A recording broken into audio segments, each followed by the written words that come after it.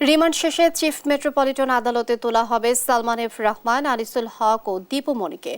এ নিয়ে আরো জানাতে যুক্ত হচ্ছেন এম এ আজিম। আপনি যেমনটি বলেছিলেন বিকেলে তাদেরকে আদালতে তোলার কথা রয়েছে।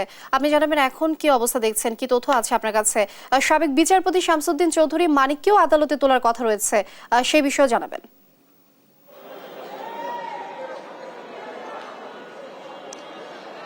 লিনিয়া 10 দিনের রিমান্ড শেষে কিন্তু আজকে সাবেক যে আইনমন্ত্রী এবং শেখ হাসিনা সরকারের যে বেসরকারি বিনিয়োগ উপদেষ্টা সালমান এফ রহমান তাদেরকে কিন্তু আদালতে আবারও তোলা হবে এবং আমরা এখন পর্যন্ত যতদূর জানতে পেরেছি তাদেরকে আদালতে তোলার পরপরই কিন্তু আবারও নিউ মার্কেট থানায় যে মামলাটিতে তাদেরকে গ্রেপ্তার করা হয়েছিল সেই মামলায় আরও তদন্তের জন্য কিন্তু আরও 10 দিনের রিমান্ড চাওয়া হবে এবং এর বাইরে লালবাগ থানায় তাদের বিরুদ্ধে আরও একটি যে মামলা হয়েছে সেই মামলায়ও তাদেরকে রিমান্ড চাওয়া হবে এবং লালবাগ থানায় কিন্তু আরো একজন রিমান্ডের আবেদনের সাথে যুক্ত হবেন, যেটি হচ্ছে যে সাবেক যে সেনা কর্মকর্তা জিয়াউল হাসান, তার কেউ কিন্তু রিমান্ডের আবেদন করা হবে আজকে এই আদালতে তোলার মধ্য দিয়ে। এবং এই মুহূর্তে যদি আদালতের প্রাঙ্গণের অবস্থাটি একটু দেখাই, সেখানে তাদের বিপক্ষে যে আইনজীবীরা আদালতে কথা বলবেন তারা কিন্তু এখানে এসেছেন এবং তারা অপেক্ষা করছেন। আমরা দেখেছি যে একাধিক আইনজীবী কিন্তু এখানে তার বিপক্ষে দাঁড়ানোর জন্য এখানে উপস্থিত হয়েছেন, তবে তাদের পক্ষে যে